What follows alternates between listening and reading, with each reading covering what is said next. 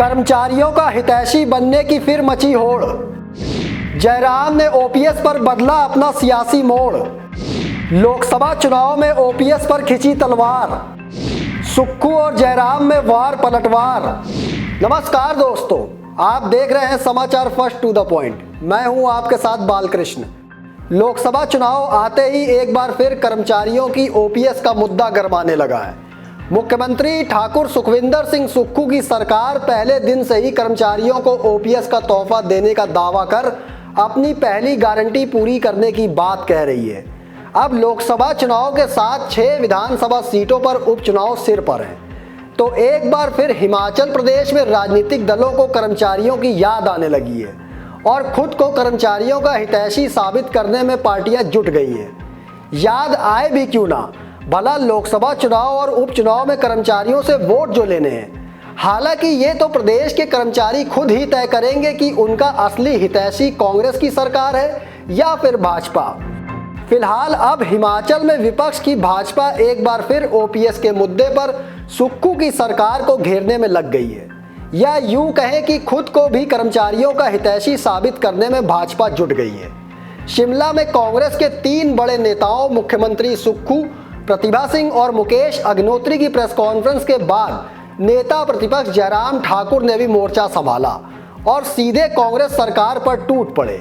नेता प्रतिपक्ष जयराम ठाकुर ने मुद्दे तो कई उठाए, लेकिन एक ओपीएस का ऐसा मुद्दा उठाया जिसमें वो खुद भी सरकार को किसी भी प्रकार से दोषी या सीधे तौर पर सरकार पर हमला नहीं बोल पाए।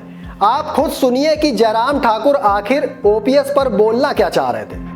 विधानसभा के चुनाव के दिनों में ओपीएस के इशू को लेकर के बहुत ज़्यादा उन्होंने बोला और उस सारी चीज़ को लेकर के इनके पहली कैबिनेट की बैठक में कहा था उन्होंने, उसमें उस दिशा में बात तो की, लेकिन उसके बावजूद वक्त बहुत ज़्यादा लग गया ओपीएस लागू करने की दिशा में। उसका हमने न तब विरोध किया, न आज विरोध कर रहे हैं। अब दहशत पैदा करने की, डर पैदा करने की कोशिश की जा रही है कर्मचारियों के बीच में कि अगर भारतीय जनता पार्टी की सरकार बनेगी तो बंद कर देंगे।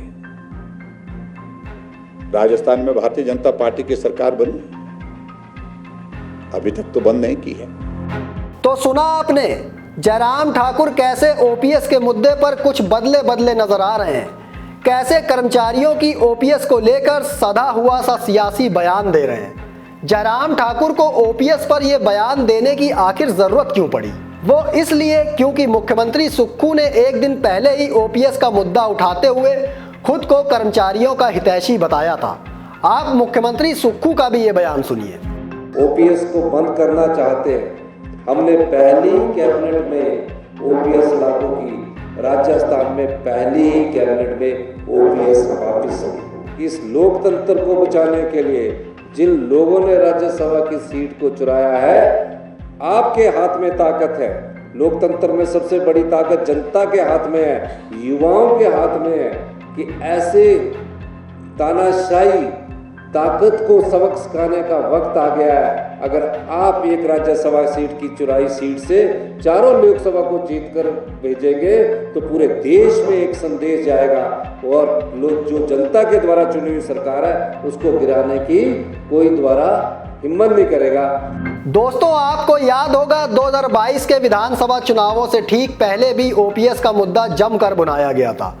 कांग्रेस की तो गारंटी में ओपीएस थी, लेकिन भाजपा की पिछली जयराम सरकार ओपीएस पर खामोश थी, जिसका खामियाजा शायद भाजपा को हिमाचल में हार से भुगतना पड़ा था। ऐसे में एक बार फिर मुख्यमंत्री सुक्खू के बयान पर जयराम ठाकुर ने कुछ सधे अंदाज में पलटवार किया है। आप जयराम ठाकुर के ओपीएस पर दिए ये वाले बयान पर क्या राय रखते हैं, हमें कमेंट बॉक्स में ज़रूर बताइएगा। और ये भी ज़रूर बताइएगा कि क्या हिमाचल प्रदेश में लोकसभा चुनाव के मद्देनज़र कर्मचारी वर्ग फिर कुछ उलटफेर करेगा। दोस्तों, इस मुद्दे पर आप अपनी राय ज़रूर दीजिएगा, क्योंकि आपकी राय हमारे लिए बेहद महत्वपूर्ण है। तब तक के लिए धन्यवाद।